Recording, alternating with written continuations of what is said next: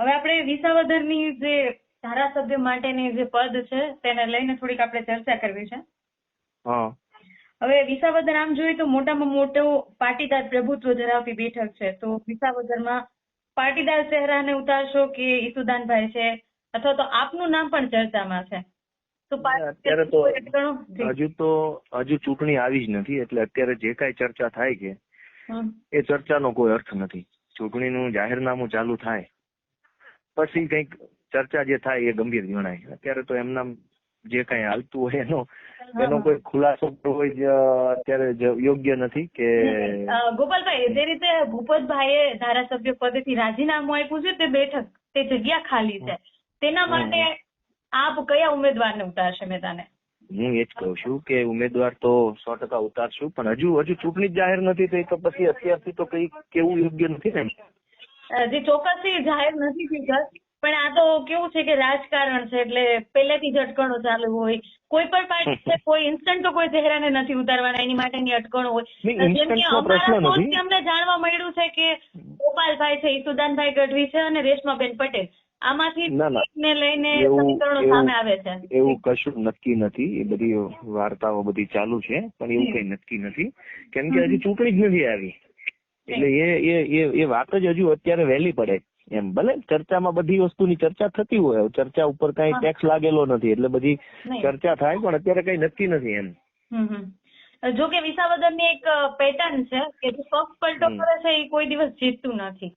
તો શું કે ભાજપ કોઈ પણ ઉમેદવાર ઉતારશે તો શું એ ટક્કર આપી શકશે કે શું કોઈ અટકણો, ચલો કઈ ક્લિયર નથી થયું કે ચૂંટણી જાહેર નથી થઈ, પણ શું કે ભાજપ કોઈ ઉમેદવાર ઉતારશે, પક્ષ પલટો કરીને કોઈ વ્યક્તિ ગયું છે તો એ ઉતારશે, તો લાગે છે કે એ વ્યક્તિ વિસાવદરની ધારાસભ્યની બેઠક પર જીત હાંસલ કરશે?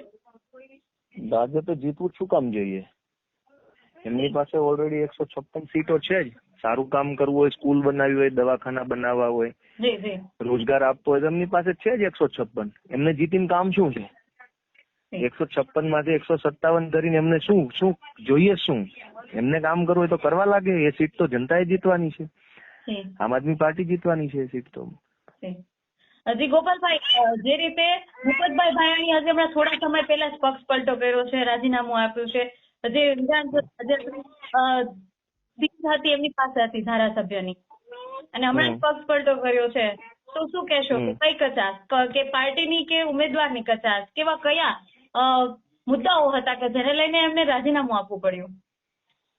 ગુજરાતમાં અને આખા ભારતમાં એક વસ્તુ આપણે છેલ્લા 7-8 વર્ષથી જોઈ રહ્યા છીએ કે પોલીસ, ઈડી, સીબીઆઈ નો ભયંકર દુરુપયોગ કરવામાં આવે અને વિરોધ પક્ષના નેતાઓને યા તો ભાજપમાં આવી જાવ અથવા તો જેલમાં જાવની ઓફર આપવામાં આવે છે. આખી દુનિયા જોવે છે, અને કોઈ વિસાવદરમાં પહેલી વાર થયું છે એવું નથી. હિમાચલ પ્રદેશમાં ગઈકાલે થયું, ઉત્તર પ્રદેશમાં થયું, મહારાષ્ટ્રમાં થયું, કર્ણાટકમાં થયું, ગોવામાં થયું, મધ્યપ્રદેશમાં થયું. આખા દેશમાં ભાજપ આજ ગુંડાગીર્દી કરી રહી છે, તો એમાં કઈ નવી વસ્તુ બની નથી. આપણે બધાએ ગુંડાગીર્દી સામે લડવું જોઈએ.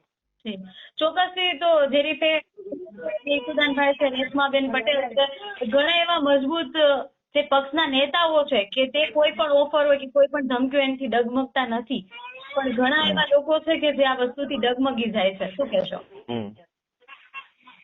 થશે, સારું થશે એવી આશા રાખીએ બેન, ચૂંટણી જાહેર થાય ત્યાં સુધીમાં. ગોપાલભાઈ, આપનો કિંમતી સમય આપી અમારી સાથે, ખૂબ ખૂબ આભાર.